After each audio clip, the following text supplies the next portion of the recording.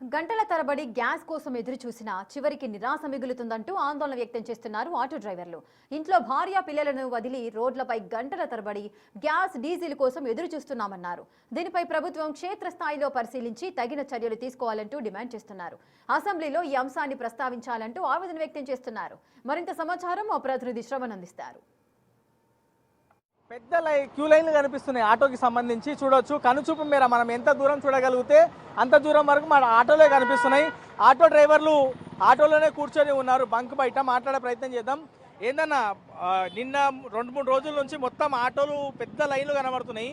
ఇప్పుడు కూడా లైన్లు కనబడుతున్నాయి. ఎందుకు? ఇక్కడ గ్యాస్ ఉందని చెప్తున్నారు, పెట్రోల్ ఉందని చెప్తున్నారు, డీజిల్ ఉందని చెప్తున్నారు.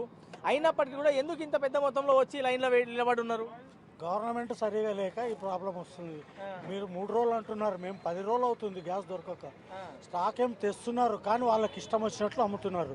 ఒకడు 90 అంటాడు, ఒకడు 100 అంటాడు, ఒకడు 77 అంటాడు. అదన్నా మాకు ట్యాన్కి దొరుకుతుంది అంటే లేదు. ఇట్లా లైన్లో పెడతాం, ఇట్లా బండి వస్తుంది, లేదు ఈరోజు బండి కంప్లీట్ రాదు అని చెప్తే వెళ్ళిపోతాం కదా. ఆశ పెడుతున్నారు, కంప్లీట్ ఎవడు క్లారిటీ ఇవ్వడం లేదు. మేమేదో వస్తుంది కదా అంటున్నాం.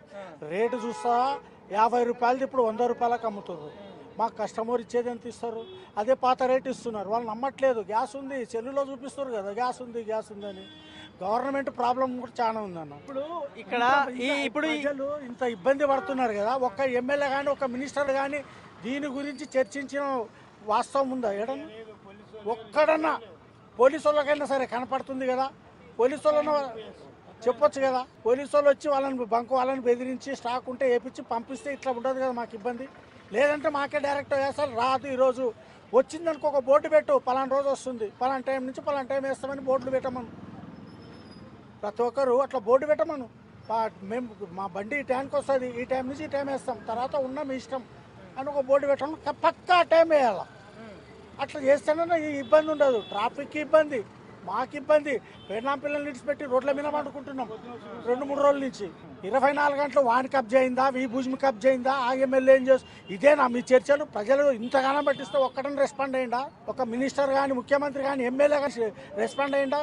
ఇప్పుడు ఈ బంకుల కోసము నువ్వు గ్యాస్ కోసం ఎన్ని గంటల నుంచి వెయిట్ చేస్తున్నావు? అన్నా, నిన్న నేను నాంపల్లిలో 9 గంటల నుంచి కూర్చున్నా. 6 గంటల వరకు రాలేదు. తర్వాత మళ్ళీ ఆడ రాలేదని చెప్పేసి లక్కడిగా పూలు పోయిన ఆడ వస్తుంది అన్నారు, ఆడ రాలేదు. తర్వాత రేతిబోలి ఉంది అన్నారు, ఆటికి పోయిన ఆడ లేదు. మళ్ళీ ఇప్పుడు ఇటుకు వచ్చిన బండ్లు రోడ్ల మీద పడేసి ఇంటికి పోయి స్నానాలు చేసి వస్తున్నాం.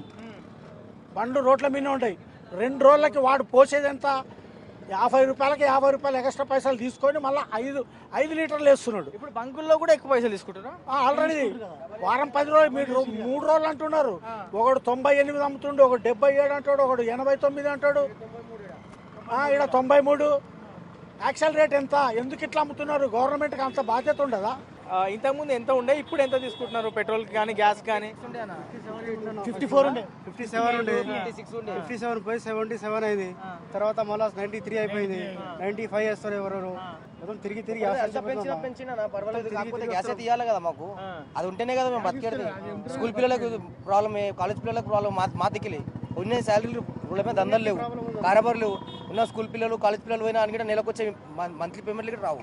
దాని తర్వాత ఏం చేయాలి? స్క్రాప్లు అమ్ముకోవాలి. ఆటోలు స్క్రాప్లు అమ్ముకోవాలి. ఏదైనా గ్యాస్ కొంచెం ఉంటే మేము ఏదైనా కానీ 2 పైసలు సంపాదించుకోవాలనే కదా. ఎండలో బయటకు వెళ్తాము, నీళ్ళు తాగలేము, అన్నం తినలేము. ఇది ఎప్పుడెప్పుడు ఇస్తాడా, ఎప్పుడెప్పుడు జరపాలని ఉంది. ఏమి కోసం ఇది అంత ఇన్ని పైసలు పెంచినా అని గ్యాస్ మాకు రావాలా?